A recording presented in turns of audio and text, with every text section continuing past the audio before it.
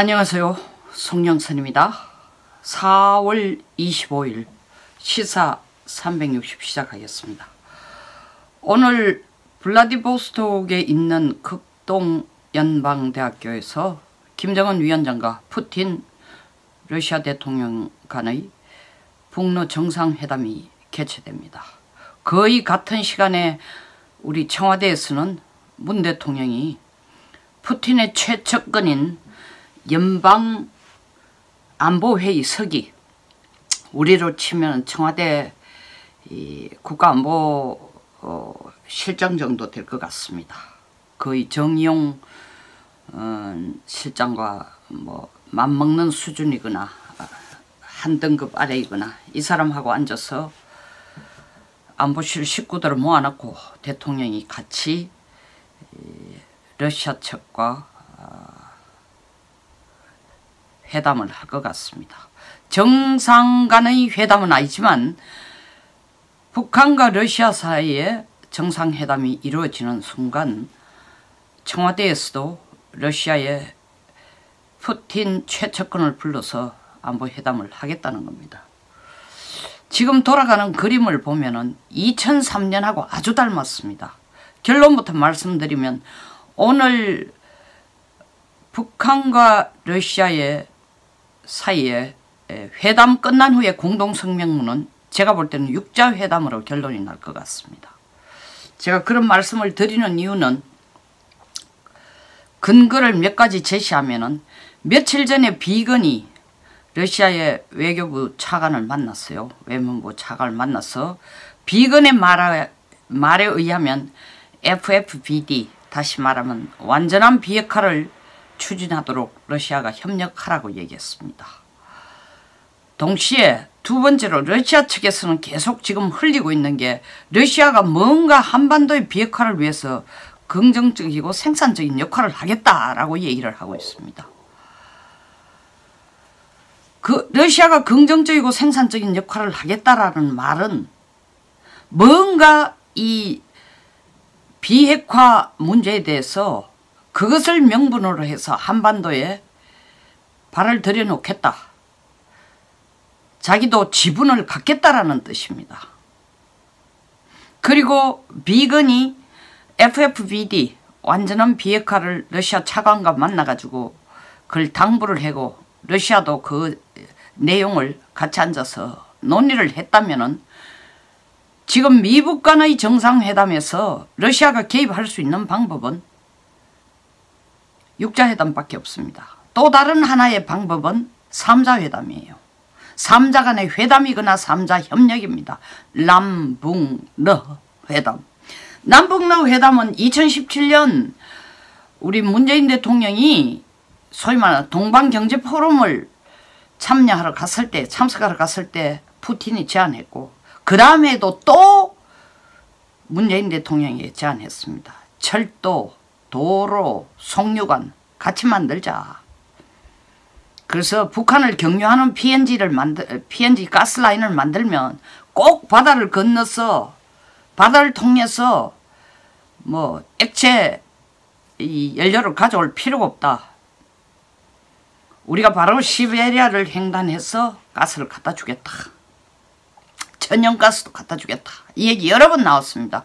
그게 몸이 단 우리 대통령은 계속 시베리아 횡단하는 철도를 만들고 송유관을 만든다고 무슨 뭐 동북안지 뭐 아시아의 철도 위원장까지 뭐 희한한 사람을 뽑아놨어요. 같은 날 지금 김정은이 블라디보스톡에서 푸틴을 만났는데 우리 문 대통령은 푸틴의 최측근인 사람을 청와대에서 만나겠다는 얘기예요. 그리고 비건은 한 일주일 전에 러시아에게 메시지를 줬습니다. 김정은 위원장 만나거든 비핵화 얘기 좀 해라 라는 겁니다. 러시아로서 별로 손해볼 게 없어. 마치 한반도 비핵화를 위해서 한반도의 영구 평화 정착을 위해서 러시아가 제대로 몫을 한다는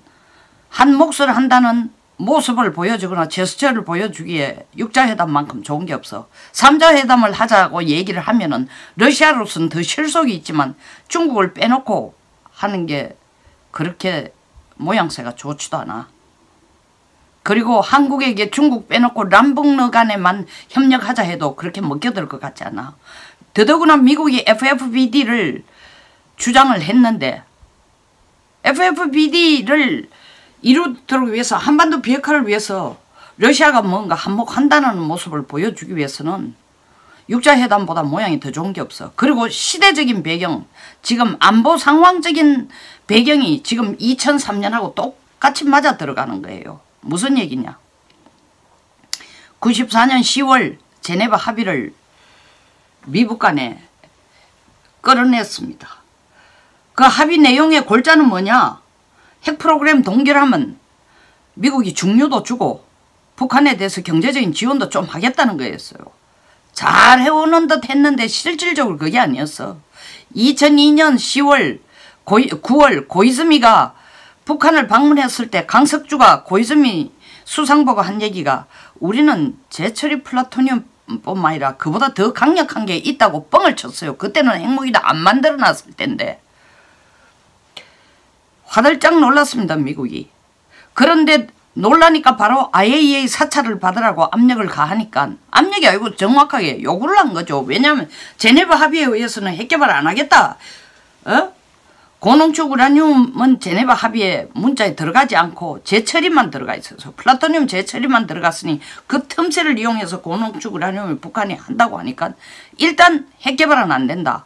IAEA 사찰 받으라 하니까 바로 그 다음 해 2003년 1월 3일 북한이 NPT에서 완전히 탈퇴를 합니다. 그전에도 뭐 93년 3월달에 NPT 탈퇴한다고 이 미국을 압박을 가해서 얻어낸 게 결국 제네바 합의를 얻어내고 핵 프로그램 동결하는 대신에 중유도 주고 경제적인 지원도 주고 쌀도 좀 갖다 주고 이런 식으로 됐으니까 2003년 1월 3일 NPT에 탈퇴하겠다. 그러니까 미국이 나서가 우리 보고 IAEA 사찰 받아라. 핵개발을 하지 마라.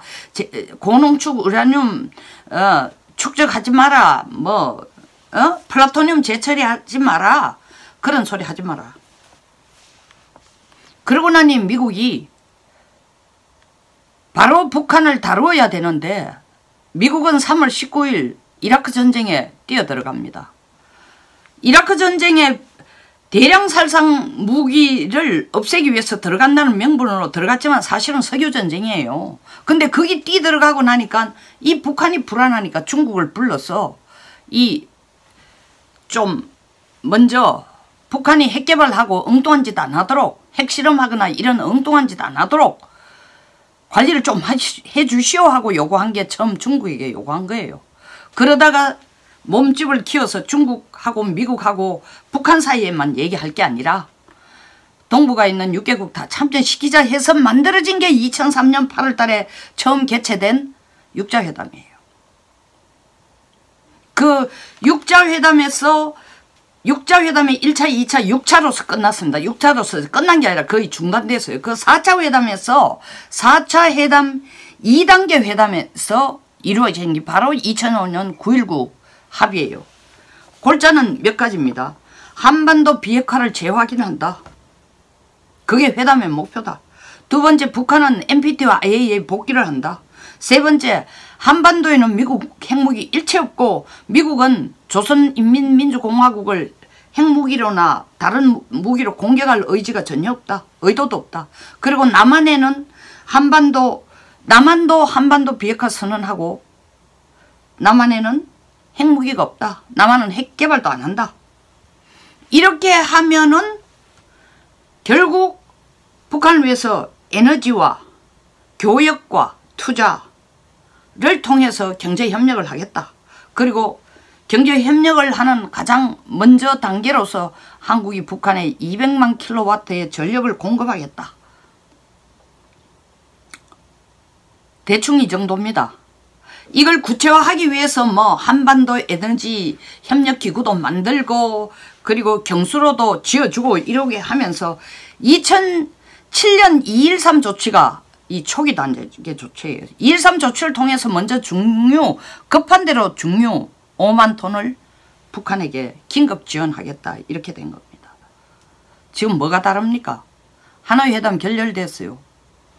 미북 간에 제네바 합의가 깨지니까 육자회담 만들었어요. 지금 미북 간의 회담이 깨지니까 94년은 제네바 회담이 그러니까 제네바 합의는 실질적으로 2002년 북한이 고농축 우라늄을 축적하고 있다라는 얘기 나오고 강석주가 나서가지고 재천리 플라토늄이 아닌 그보다 더 강력한 핵무기를 만든다 함으로써 제네바 합의가 거의 폐기가 된 것입니다. 이 종이 쪼가리가 쓸모없는 종이 쪼가리에 불과하게 된 겁니다. 그 대체로 나온 게 미국이 혼자서 북한 다루기 그러니까 중국을 끼우고 러시아를 끼워서 또 당사자인 한국도 끼워서 하자 하는 게 육자회담이에요. 육자회담 6차까지 회담하고 끝난 게 미국이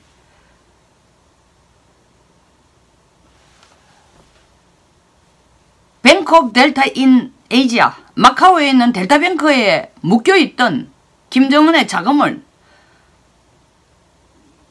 4,100만 불 풀어주는 거 동결 해제하고 나니까 북한은 그거 풀어주면 육자회담을 계속 해가면서 핵 프로그램 동결시키고 핵 폐기하고 다 하겠다 해놔놓고 돈만 딱 받고 튀었어요. 먹튀.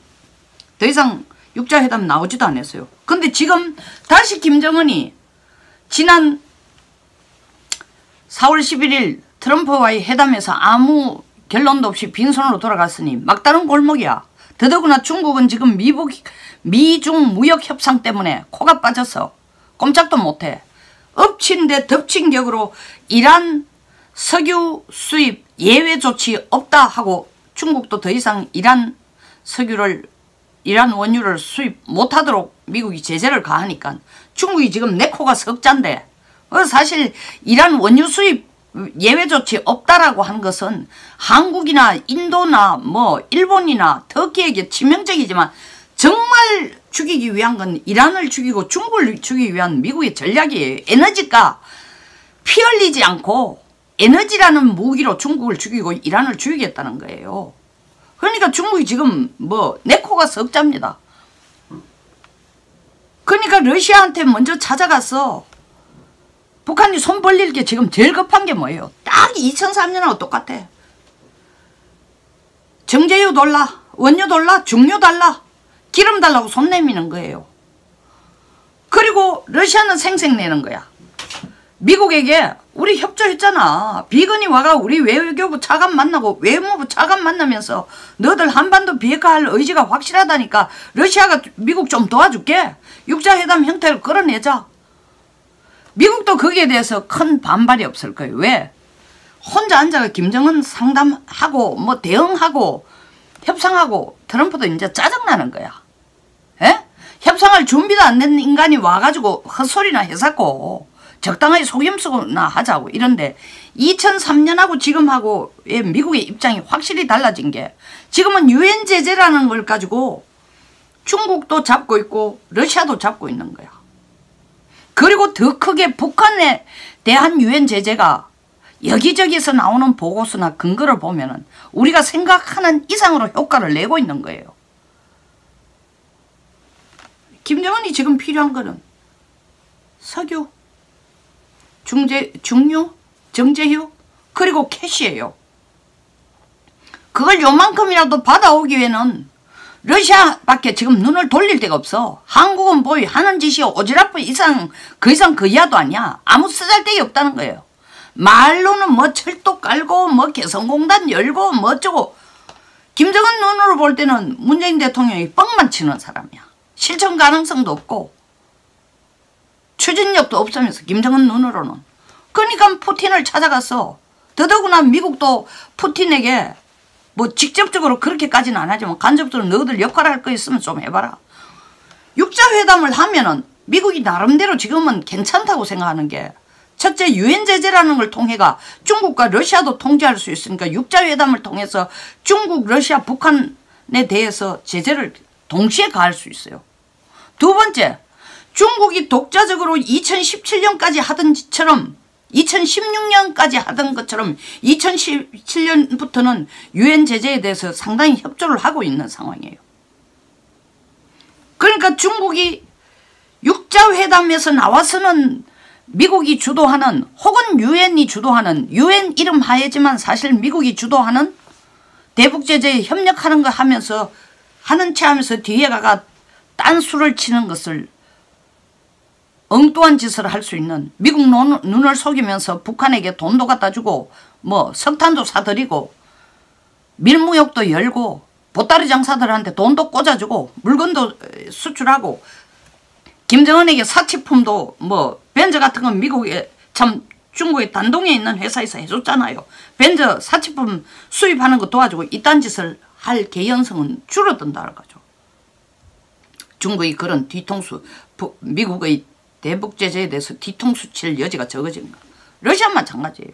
러시아나 중국으로서는 또 괜찮은 게 아유 우리가 한반도 문제에서 발을 넣을 수 있는 거 핵 문제라는 이름 하에 미국이 독점하던 걸 중국과 러시아가 적당하게 어느 정도 그게 지분을 갖고 있어. 통제의 지분을 갖고 있어. 중국은 북한 핵 폐기를 원치 않습니다. 현상 유지만 해주면 된다는 입장이야. 러시아 마찬가지로 적극적으로 북한 핵 폐기를 원치 않습니다.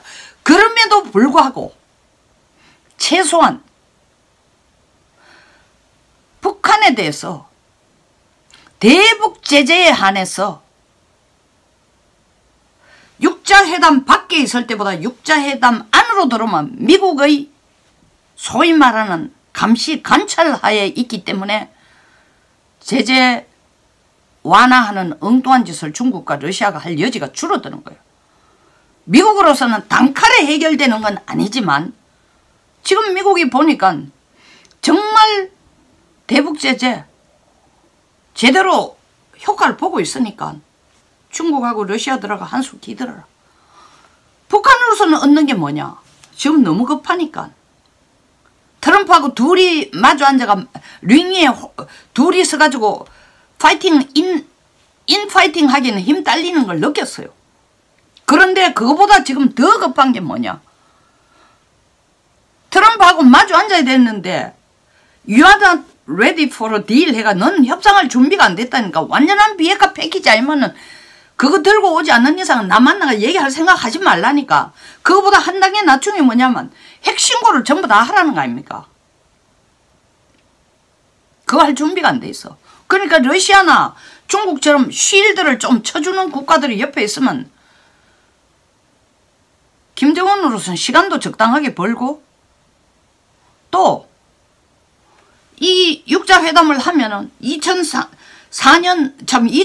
9.19처럼 육자회담 4차 회담에서 이루어진 결론처럼 아니 중류도 좀 긴급 지원 받을 수 있고 뭐 영변 주변에 있는 혹은 영변에 있는 핵시설을 일단은 가동을 중지하고 제철의 연료봉을 일단은 뭐 봉인하고 이 정도로만 해도 김정은으로서는 트럼프하고 맞붙어가지고 둘이가 링 위에서 싸우는 시간은 좀 지연시킬 수 있다는 거예요. 그 사이에 꼼수를 생각하자. 그 사이에 한국을 좀 압박을 하든지, 어? 그러니까 일종의 김정은으로서는 이게 뭐죠? 은닉작전인 동시에 시간 벌기, 그리고 동시에 러시아에게 육자회담이라는 그늘 하에서 이 장막 속에서 그 쉴드 속에 혹은 그 커튼 뒤에서 좀 합법적인 모양새를 갖추는 중유 지원, 정제유 지원도 좀 가능하고 석탄 갖다 나르는 것도 좀 가능하고 제가 볼 때는 이번 북러 회담에서 러시아가 미국을 속이면서 꼼수로 북한에게 석탄을 뭐 국적을 세탁한 석탄을 실어다 날라주는 방법, 팔아주는 방법, 그리고 공해상에서 기름을 환적시키는 이런 방법을 찾기보다는 러시아도 자기 자신이 뭔가 생색을 내고 싶을 거예요. 미국에게.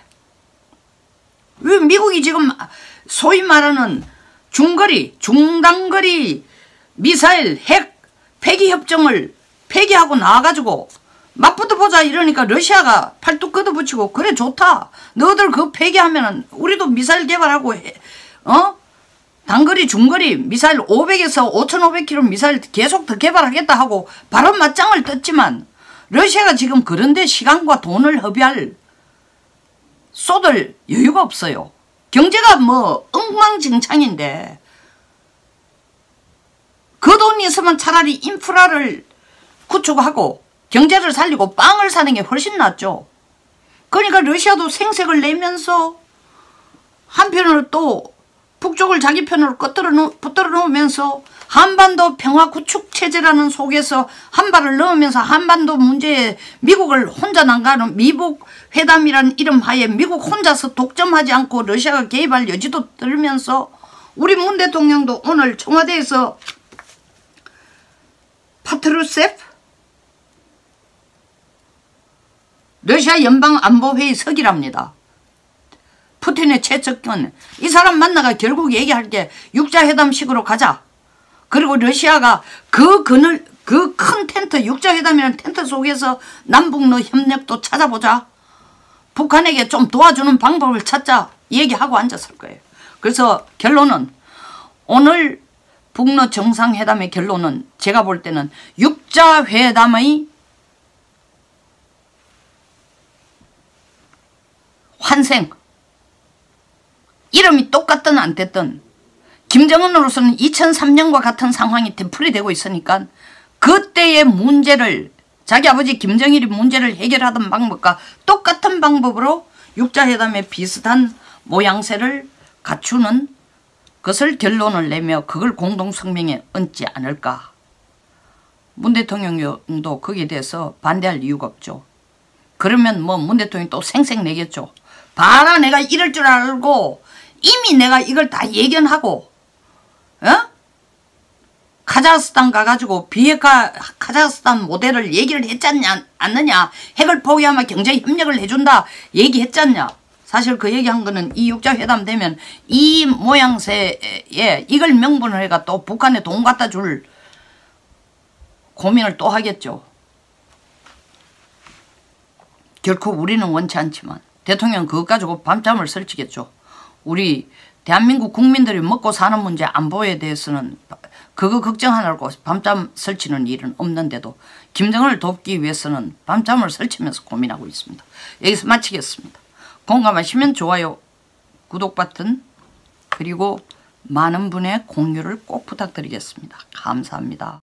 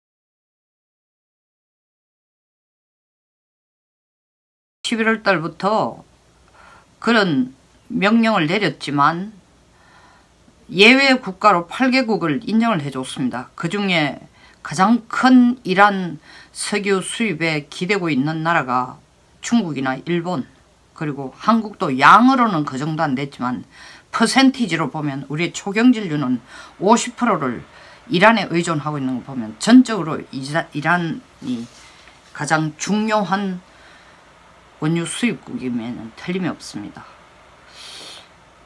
미국으로부터 이런 뿅망치를 맞은, 뿅망치보다 큰 망치죠. 실질적인 엄청난 망치를 맞은 중국이, 사실은 뭐 중국은 작년 9월 달부터 미국 원유는 수입 안 하겠다고 선언을 하고 다른 대안을 찾는다고 나름대로 애를 써서 서아프리카 쪽에 많은 그 원유 공급 라인을 찾고, 또 러시아로부터 많이 사들임으로써 이란이 설사 이란의 원유 수입의 예외 국가 조치가, 예외 조치가 중단이 되더라도 원유 수입에 문제가 없도록 하기 위해서 러시아, 아프리카 쪽에 길을 많이 터놓고, 그리고 최근에는 지난 3월 31일 사우디아라비아와 또 만나서 이란이 석유 공급을, 원유 공급을 못할 때는 사우디아라비아가 그 부족한 부분을 충족해 주겠다라고 또 양국이 합의한 상황입니다.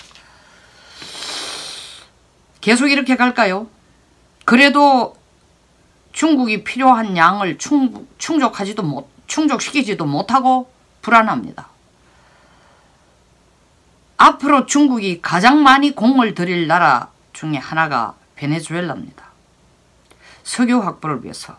이란을 중국의 가장 안정적인 석유 공급지로 만들려고 애를 무진장 썼습니다. 물론 현재로서 수입량은 사우디아라비아에서 제일 많이 가져오지만, 사우디아라비아는 어쨌든 간에 뭐 때에 따라서는 친중, 친러 쪽, 참 중국과 러시아 쪽에도 기웃기웃하지만, 그러나 그 발을 친미 쪽에 붙이고 있습니다. 그러니까 이란만큼 편한 나라가 아니에요. 근데 이란하고 이렇게 관계에 컷오프를 당하고 나니까 안정적인 원유 공급이 필요합니다.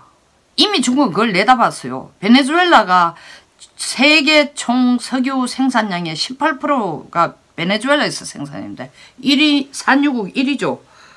그런데 지금 뭐 석유 국유화하고 난 뒤부터 돈을 파퓰리즘 이런 정책을 쓰면서 돈을 흥청망청 쓰다가 보니까 석유 채굴을 하는데 필요한 새로운 장비라든가 개발이라든가 이거 투자를 못해가 심지어 얼마 전에 베네수엘라 자체가 정전 사태가 일어나기도 했습니다.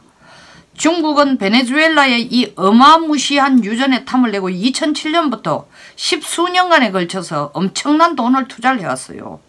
유전 개발과 그리고 원유 공급의 원활한 확실한 이 공급처를 만들기 위해서 약 500억 불 정도를 2007년부터 지금까지 투자를 해왔습니다. 60조 정도 되죠.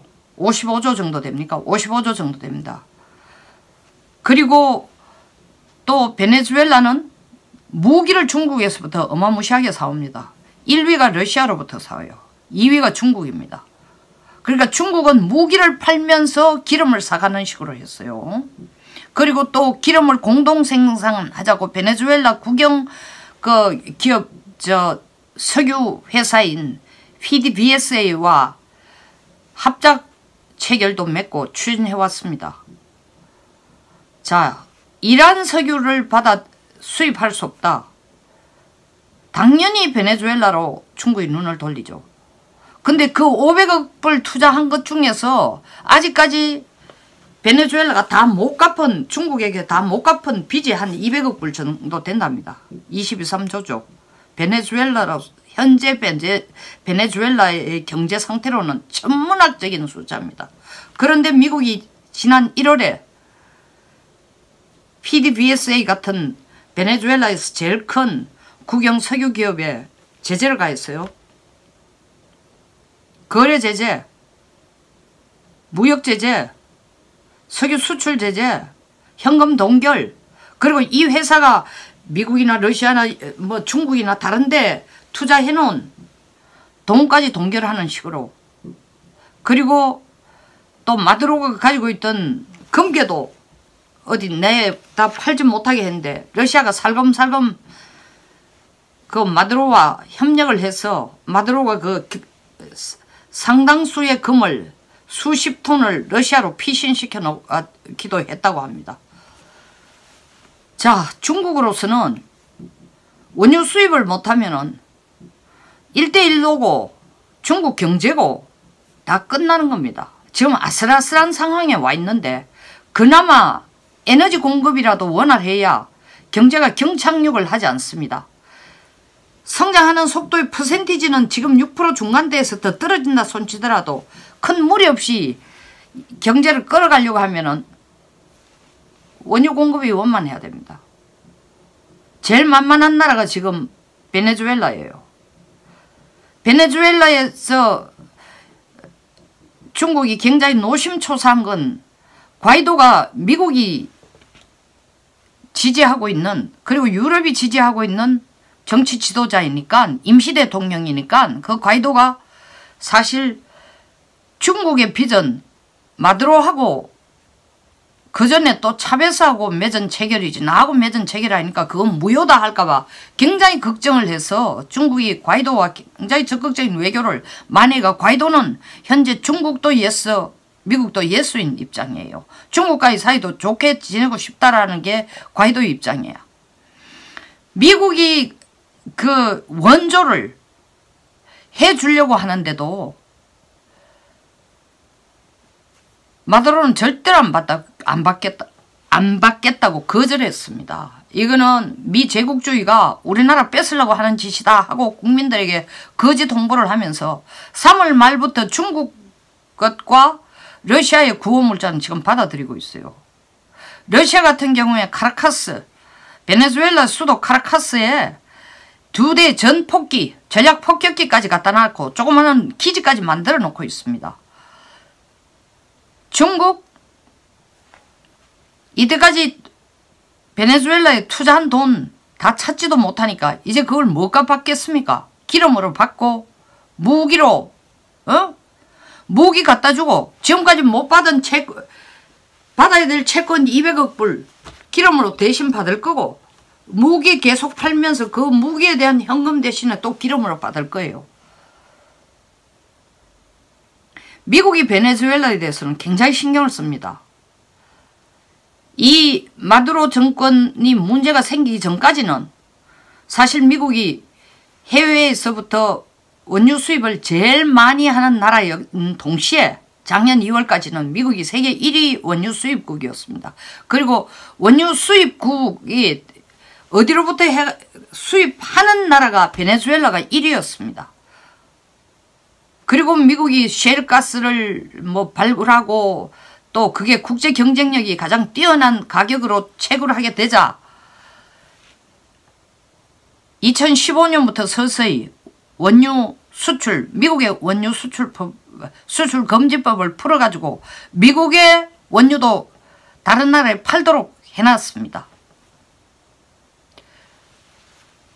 그럼에도 불구하고 베네수엘라에 신경을 쓰는 이유는 단순한 원유 공급국으로서의 신경을 쓰는 것만 아니라 남미에서 베네수엘라라는 건 지리적인 위치가 바로 쿠바 밑에 있습니다. 쿠바는 바로 미 본토에서의 완전 좀 뭐라고 할까 표현이 그렇습니다만 항문이 있지 항문이 있지. 쿠바와 베네수엘라가 손을 잡으면은 북미가 별로 편해지지 않습니다. 미국이 편하지 않습니다. 그러니까 베네수엘라는 과거 200년 동안 전쟁을 엄청나게 많이 했어요. 내전을 20여 차례 거쳤습니다. 그러면서 지속적으로 반미를 해오던 국가예요.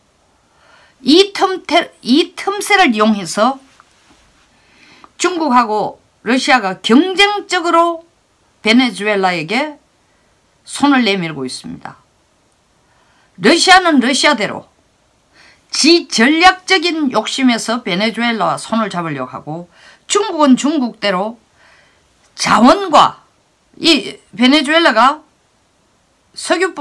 원유뿐만 아닙니다. 다른 천연자원도 굉장히 많이 나요. 그리고 베네수엘라 경제는 이란 경제하고 또 달라요. 이란은 약 그 국가 경제의 한 70%를 석유에 의존하지만 베네수엘라는 95%를 석유에 의존하고 있어요. 석유 못 팔면 나라 끝나는 겁니다.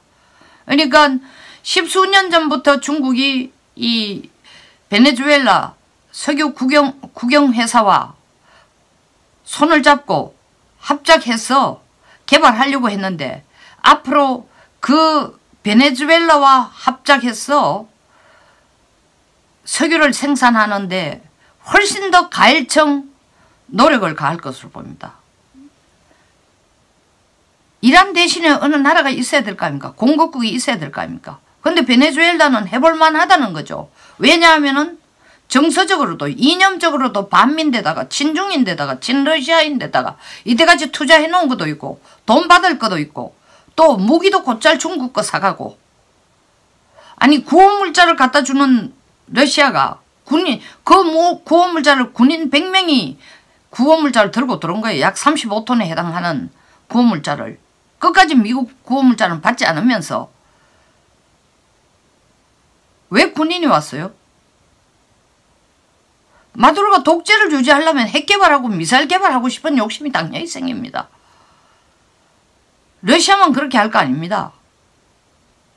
중국도 반드시 북한에게 핵기술, 미사일 기술을 전수해 줬듯이 미사일 기술은 사실 핵기술은 북한의 핵기술은 러시아에서 많이 들어왔지만 미사일 개발은 중국에서 가장 많은 도움을 받았습니다. 처음 스커드 미사일이라든가 이게 북한 고유의 미사일을 개발하기 전에 모형을 아주 초단거리는 몰라도 600km 이상 되는 미사일 개발은 전부 중국, 러시아의 모델을 가지고 했습니다. 특히 중국 모델을.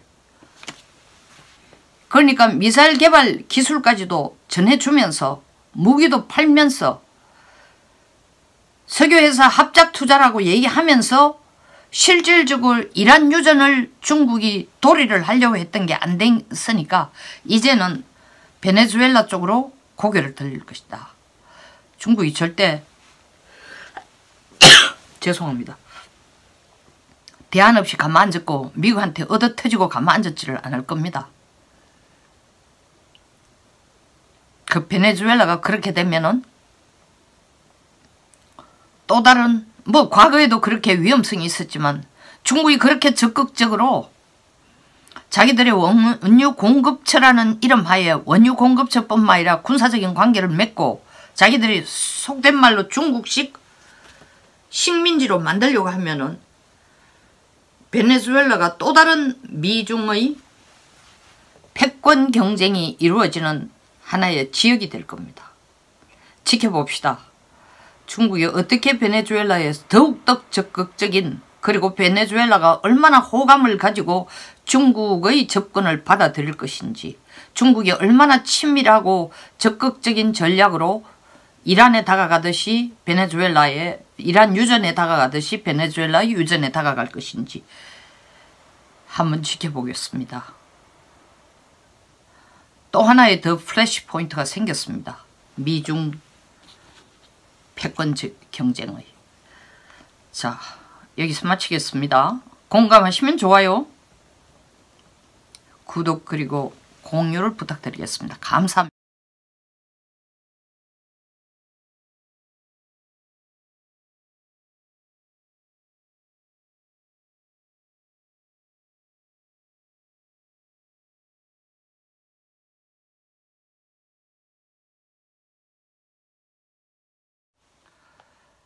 안녕하세요. 송영선입니다. 시사 360 시작하겠습니다. 오늘은 현재 뜨거운 국내 이슈 패스트 트랙에 대해서 얘기를 좀 해보도록 하겠습니다. 민주당 플러스 야3당이 자유한국당을 빼고 패스트 트랙을 어제 통과시켰습니다. 자유한국당 모 의원이 문희상 국회의장이 이 복부 부근에 어떻게 손이 서쳐가지고 신체적인 접촉이 일어났으니 성추행이다. 또 그 열기를 감당을 못해가 저혈당으로 쓰러질 것 같다고 의장은 병원에 입원했습니다. 병원에 입원해서까지도 오신한 바른미래당 의원을 사보임했습니다. 사보임은 사임과 보임의 줄임말로 사보임입니다. 특정 직계 당직이나 혹은 국회직에서 어떤 역할을 주었는데 그 역할을 사임시키고 다른 사람을 보임시키는 게 사보임이에요. 지금 만들어진 국회법에 의하면은 본인이 직접 사보임을 하겠다라는 불가피한 몸이 아프거나 특별히 그 사보임을 해도 좋다라는 의사가 없으면 안 된다라는 얘기가 한국당의 입장이고 또 바른미래당 오신환 의원 당사자의 입장인데 또 국회의장이나 더불어민주당이나 플러스 다른 3야당은 된다 이래서 어쨌든 의장이 병원에 누워가지고 사보임을 서명을 했습니다. 패스트 트랙은 형식적으로는 통과됐습니다. 그런데 오늘 여론조사를 보니까 이 패스트 트랙 합의한 게 잘 됐냐 못 됐냐 51%가 잘 됐다. 리얼미터에서 조사한 게 51%가 잘 됐다. 34%가 잘못됐답니다. 뭐 거기에 잘 모르겠다 답을 유보한다가 40%니까 어떻게 보면은 좀 더 팽팽한 수준이라고까지 볼 수 있지만 겉으로 드러나는 이분론적인 측면에서 본다면 잘했다가 51%니까 국민들은 뭐가 이게 제대로 가고 있는 것처럼 지금 착각을 하고 있는 거예요. 저는 감히 착각이라는 얘기를 쓸 수 있다고 생각하는 이유가 지금부터 설명하겠습니다. 이 패스트 트랙, 패스트 빠르다는 겁니다. 트랙 어떤 도로를 따라가는 게입니다. 트래킹 한다든지 트랙을 따라가는 거예요. 빠른 방법으로 지금 이걸 선택한 이유 정규적인 정상적인 국회 그 채널을 통해 의원 입법을 통해 할 경우에 시간이 훨씬 더 많이 걸리는데 의원 전체의 국회의원들의 공통의 관심사라는 명분 하에서는 빠른 시간 내에 처리할 수 있도록 하는 게 이 패스트 트랙입니다. 이 패스트 트랙에 골자로 들어간 게 지금 공수처 신설과 선거법입니다. 공수처는 원 제목을 하면 고위공직자 수사처입니다. 그걸 줄여서 공수처라고 합니다. 그리고 선거법은 현재 국회의원 300명 중에 현재는 253명이 지역구 의원이고 나머지 47명이 비례대표인데 253명 중에서 225석만 지역구를 하고 그게 28석을 털어가지고 지금 현재 47석인데 보태줘서 비례를 75석으로 하자는 겁니다. 자, 국민들 눈으로 보면 국민이라는 건 보통 뭐 진짜 이걸 하고자 하는 청와대나 그리고 여당에 그리고 정치인의 계산을 속속들이 모르는 국민들의 입장에서 볼 때는 공수처 이거 굉장히 괜찮은 거다. 왜 검찰 지금 하는 거 보면 믿을 수가 없으니까 새로운 이 고위공직자 그리고 썩은 고위공직자 많으니까 그걸 제대로 집중적으로 그들을 집중적으로 수사하기 위해서 신설 기구를 만드는 건 굉장히 바람직하지 않냐. 그게 정의구현 아니냐. 그리고 국민들이 원하는 거 아니냐. 이렇게 생각하는 거예요. 그러니까 지난 3월 27일 한 달 전에 공수처 신설에 대한 여론조사를 또 해본 내용에 의하면은 65%가 찬성이랍니다. 그리고 25%가 공수처 신설에 대해서 반대고 11%가 모르겠다는 겁니다. 자, 이 공수처 신설이 이번에만 나온 얘기가 아닙니다. 딱 해놓고 얘기할게요. 집권 여당이 되면 항상 공수처를 만들자고 난리예요. 뭐 어느 쪽이든 관계없이 솔직히 말해서. 왜? 기존에 검찰이 다 있어요. 검사가 다 있는데 국민들로 하여금 이 검사는 믿을 만한 존재가 못 된다. 사실은 검사가 제대로 못하기 때문에 정치 성향적으로 자꾸 검사가 바뀌니까 검사가 정치 성향으로 바뀌는 거는 나무랄 수가 또 없어요. 잘한다는 뜻은 아니지만 나무랄 수 없는 게 왜? 검찰 인사권을 누가 갖고 있어요? 대통령 중심제에서 대통령이 갖고 있는 게 대통령이에요. 그러니까 정치 쪽을 바라볼 수밖에 없어요. 그런데도 국민들은 검찰이 대통령 중심제에서 대통령만 쳐다보고 집권 여당만 쳐다보고 집권 여당이 잘못하는 것은 제대로 안 하고 이러니까 뭔가 집권 여당이나 더 속 시원하게 귀휘비듯이 귀 속에 먼지 닦아내는 귀휘의 역할처럼 또 다른 절대 권력의 검찰 조직을 만들어가 검사단을 만들어가 고위공직자들 잘못하는 건 정말 후배 파듯이 다 편냈으면 좋겠다고 생각하는 게 국민들의 단순 심리예요.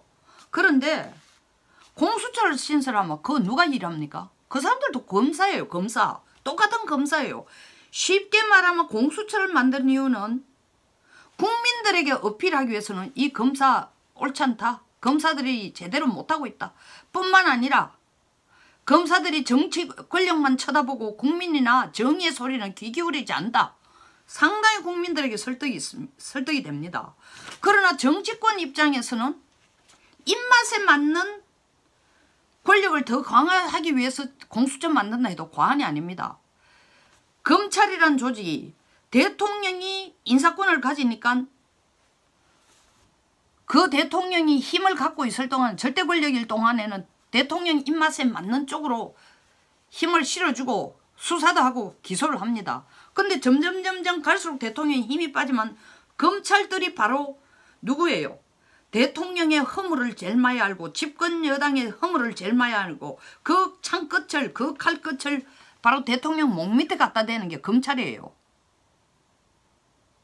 그런데 공수처를 그럼 왜 만드느냐? 공수처 만드는 거는 자기들 정권을 유지하기 위해서 검사들한테 다 시키니까 시간도 안 되고 뭐 전문 영역도 부족하고 집중도 안 되고 어쩌고 저쩌고 이런 이유를 다 들어가. 너희들은 특별히 판사, 검찰, 검사 높은 직에 있는 경찰 높은 고위공직자들만 집중해가 좀 들여다봐라. 뭘 잘못하고 있는지. 그 임무를 시킨 이유가 어떻게 보면 검사는 검사대로 놔두고 또 공수처를 만들면 둘이 경쟁시키는 거야. 경쟁시킬 뿐만 아니라 서로 절대 권력인 대통령에게 잘 보이기 위해서 대통령의 입맛에 맞는 기소도 해주고 처분도 해주기 위해서 수사도 해주고 기소도 해주기 위해서 경쟁을 할 거예요. 대통령이 그걸 양수 겹장으로 두 절대 권력으로서 양쪽을 붙들고 전횡을 일삼을 수 있어요. 대통령 중심제에서는. 그리고 두 번째라는 거는 새로운 권력기관 만드는 거예요. 공수처는. 공수처라는 건 말 그대로 사정기구입니다. 사정하라는 거예요. 제대로 보고 정찰하라는 거예요. 근데 이 정부가 문재인 정권이 자랑하는 게 뭡니까? 맨날 큰 소리 치는 거. 촛불의 혁명에 의해 탄생된 국민을 존중하는 정권이라고 그랬어요. 국민의 모든 권력은 국민으로부터 나온다. 모든 권력이 국민으로부터 나오기 위해서는 뭘 해야 된다? 권력기관의 권한을 최대한 축소시켜야 되는 겁니다. 힘을 축소시키고 국민들의 목소리를 더 들을 수 있는 길을 열어야 하는데 사정기구를 또 하나 더 만들어. 검사라는 걸 놔두고 검찰이라는 걸 놔두고 반대 방향으로 가는 거예요. 그리고 세 번째, 우리나라 검찰이 그럼 끝에 가서 왜 정권 말기에 가서 대통령 목에 칼을 들이미느냐? 대한민국 검찰만큼 막강한 데가 없습니다. 전 세계 어떤 검찰 조직을 봐도. 왜? 수사권과 기소권을 다 갖고 있어요. 영장 청구권까지. 이런 나라가 없어요. 이렇게 거의 절대 권력을 갖고 있는 검찰을 그보다 더 큰 절대 권력을 가진 자로서 그 검찰의 인사권을 행사하는 사람이 자기 손발처럼 쓸 수 있으면 정말 그것만 해도 충분한 절대 권력인데 하나 더 만들자는 거죠. 왼쪽 오른쪽 위쪽 아래쪽 없이 그냥 쳐라는 겁니다. 마음에 안 드는 건 다 쳐라는 거예요. 근데 너무 아이러니컬한 거 한번 봅시다. 아이러니컬한 거. 이번에 패스트 트랙으로 통과됐다라는 하자고 나선 이 내용의 공수처. 사실은 공수처 처음에 더불어민주당이 낸 안보다도 바른미래당하고 몇 당이 그것까지는 너무 지나치다. 기소하고 수사권까지 다 주는 건 공수처에게 그 둘 다 주는 건 너무 지나치다 해서 기소권을 뺐어요. 기소권을 뺀 게 누구냐? 진짜 핵심으로 공수처가 다뤄야 될 기관은 어디냐? 가장 최고의 대통령 중심제에서 최고의 권력인 대통령 친인척 비리 조사부터가 제일 먼저 해야 돼요. 그리고 국민들이 국회의원에 대한 불신이 이렇게 많으면 국회의원에 대한 수사가 될 수 있어야 되는데 이 수사 대상에서 보니까 판사, 검사, 고위경찰관 5,100명에 대해서는 기소권을 행사할 수 있고 국회의원, 대통령 친인척 1,900명에 대해서는 직접 기소할 수 없다. 자기들 정권 연장을 하기 위해서 무슨 짓을 해도 이 공수처에는 직접 기소 대상이 될 수 없습니다. 공수처로 보면. 괜히 공수처라는 텐트를 하나 더 만들어가 함정을 하나 더 만들어가지고 국회의원하고 대통령 친인척만 쏙 빠져나가고 그거는 기소 대상도 안 되는 거로 싹 빠져나가는 자기들끼리 가진 자만의 리그를 하기 위해서 공수처를 만드는 꼴이 된 거예요. 이거야말로 지금 혼자 검사가 하던 일보다도 몇 배로 더 나쁜 정치적인 결과를 가져옵니다. 검찰을 개혁하기 위해서 공수처가 필요하다. 이건 말장난이에요. 검찰을 개혁하는 방법은 딱 하나입니다. 대통령이 검찰에 대한 인사권 행사 안 하면은 검찰이 정치권의 눈치를 볼 필요가 없습니다. 그리고 수사, 기소 두 가지 다 권한을 검찰에게 주면 안 됩니다. 개헌 안 되니까 이거 공수처를 가지고라도 권력을 유지할 수 있는 방패막이 역할을 해달라. 우리에게 거슬리거나 긁어치는 건 다 쳐달라. 그 기구를 하나 만들자. 이것밖에 안 되는 거예요. 자, 두 번째 봅시다. 그러면 선거법은 왜 이렇게 자유한국당이 들고 일어나느냐. 이게 뭐 단순 계산을 보니까 적은 당일수록 지지하는 당원이 많으면은 비례대표석은 상당히 얻을 수 있다. 특히 이 정의당 같은 데는 크게 덕을 본다는데 그럼 더불어민주당 지금 집권 여당은 덕을 못 보느냐. 그래서 더불어민주당의 전략은 뭐냐. 군소정당이라도 많이 만들어 자기들 편에 쓸 수 있는 필요할 때는 끌어들여서 자기 당의 의석수가 직접 늘어나지는 않더라도 색깔이 비슷하거나 유사시에 자기 쪽으로 손을 들어줄 수 있는 군소정당 만들어 놓으면 끌어다 쓸 수 있다는 거죠. 그러니까 꼭 더불어민주당 표가 아니더라도 의원석을 못 채우더라도 색깔이 비슷한 자기 쪽에 훨씬 더 가까운 정의당이 의석수를 훨씬 더 많이 차지하고 더더구나 만약에 정의당이 원내 정당 20석까지 확보를 한다. 이건 금상첨화죠. 그러니까 더불어민주당 입장에서는 이럴 게 별로 없다. 그리고 또 뭐냐. 국민들 정서로 볼 때 국회의원 다 도둑놈이라 하는데 특히 지역구 의원들이 더 도둑이라 소리를 듣는데 부패했다 소리 듣는데 우리가 정치개혁한다고.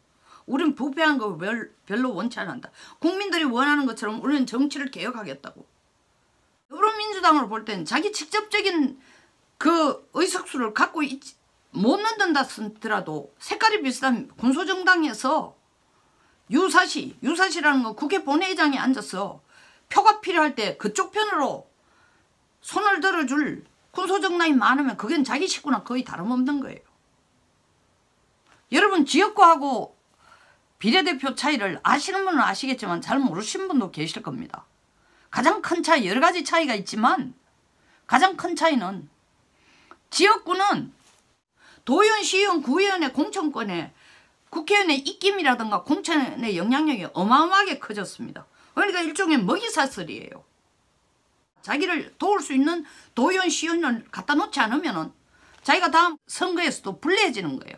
그러니까 국민들의 눈으로 볼 때는 이건 먹이사슬 같은 부패라고 생각하니까 비례대표 늘리면 국민 눈으로 볼 때는 뭔가 정치 부패에서 벗어난 상당한 개혁이 이루어지는 것 같습니다. 그러면 좋잖아요. 253석 지역구에서 상당히 노력해서 28석이나 줄이기로 했으니까 지역구를 그리고 비례대표, 직능대표 그리고 국가를 위해서 일할 수 있는 전국적인 차원에서 인물을 28명이나 더 늘린다는 건 굉장히 바람직하지 않나요? 좋아요. 저도 동감합니다. 근데 문제가 뭐냐? 크게 두 가지라는 거죠. 방금 말씀드린 것처럼 비례대표 숫자 넣는 거를 집권 여당에서 충분히 자기한테 플러스 되는 그 계산하에 비례대표를 늘리기로 했다는 거죠. 진심으로 정치개혁을 위하고 깨끗한 정치 풍토를 만들기 위해서가 아니라 두 번째 이유. 되겠어요? 초치는 게 아니라 말이 좋아 민주당이 군소정당을 자기 옆에 놔고 위성정당 비슷하게 뭐 정의당은 우리는 위성정당 아니다. 이건 뭐 모욕이냐 이럴지 몰라도 위성정당이라는 게 딴 의미가 아니라 메이저 정당이 아니라는 뜻입니다. 숫자적으로. 그런 정당이 더불어민주당에서 못한 의석수를 정의당이 가져가니까 우리는 괜찮다. 당사자가 되면 괜찮다고 할까요? 자기 지역구가 날아가는데 여기 보이 15만 몇천 이상이라 해놨는데 15만 몇천에서 30만 몇천 사이가 돼야 독립적인 지역구를 만들 수 있는데 내 지역구가 14만 9,900명이다. 지역구 날아갔다. 그 옆 지역구 정의당이 국회의원 하는 거하고 통폐합이 돼가 지역구 하나가 됐다. 두 개가 하나 됐다. 찬성할까요? 한두 군데가 아니고 10군데 정도 된답니다. 안 합니다. 합의를 해줄 수가 없어요. 이건 만들어서 국회 본회의장에 언제까지 올라오면 되느냐? 어제로부터 계산해가 330일이면 어떻게 됩니까? 내년 3월 25일까지만 이게 올라오면은 본회의장에 올라와가 반대를 하더라도 통과시킬 자신이 있다는 거죠. 그러니까 이제 330일이면 불안하고 이걸 또 더 날짜를 330일 알고 반으로 줄여가지고 더 빨리 결정하도록 하자는데 자유한국당이 난리를 치는 이유가 뭐냐? 새로 만든 이 안을 가지고 계산해봐도 돌아오는 의석수도 크게 손해볼 뿐만 아니라 현실적으로 자유한국당이 반대하는데 이게 어떻게 통과가 됩니까? 끝까지 장외투쟁해야죠. 그러나 국민들 여론조사 지금 신문에는 계속 집권 여당 플러스 다른 3야당이 참여한 거에 대해서 찬성하는 분위기를 국민들한테 심어주기 위해서 혹은 국민들이 그렇게 알고 넘어가도록 패스트 트랙 합의 여론조사에 잘했다가 51%, 잘못했다가 34%, 공수처 신설 여론조사에 찬성이 65%, 반대가 34%. 공수처 신설 옥상옥입니다. 또 다른 하나의 권력을 만드는 뿐이에요. 또 만들 경우에 공수처가 어느 상권분립 어디에 소속입니까? 행정부서 소속이에요? 아니면은 사법부예요? 사법부는 같이 놔둘 수가 없습니다. 권력분립 원칙에 맞지 않아요. 그럼 독립기관으로 둔다? 독립기관으로 둘 경우에는 누가 통제해요? 통제 방법이 없어요. 사법도 아니고 행정도 아니고 입법도 아닌 독립기관을 둔다면 이거는 탄핵으로만 통제가 됩니다.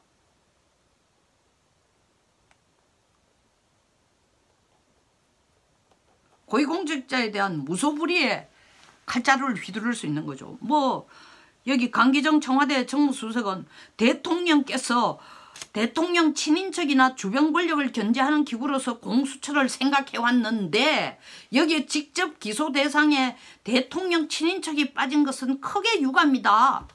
글쎄요, 진짜 유감으로 생각하는지 그걸 원하는지는 국민들이 눈치챌 거고 판단할 겁니다. 이게 뭐 립 서비스인지 진심인지 정말 안타까워할까요? 전 그렇게 생각 안 합니다.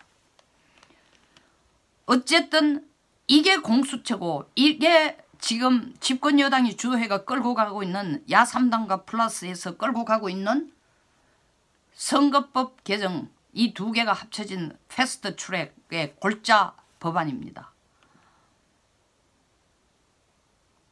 옥상옥의 대통령 절대 권력에 더 손을 들어주는 대통령 양손에 검사와 공수처 들고 애 쳐다보고 내 입맛에 맞는 거 가져오라는 거죠. 선거법 실제로 통과될까요?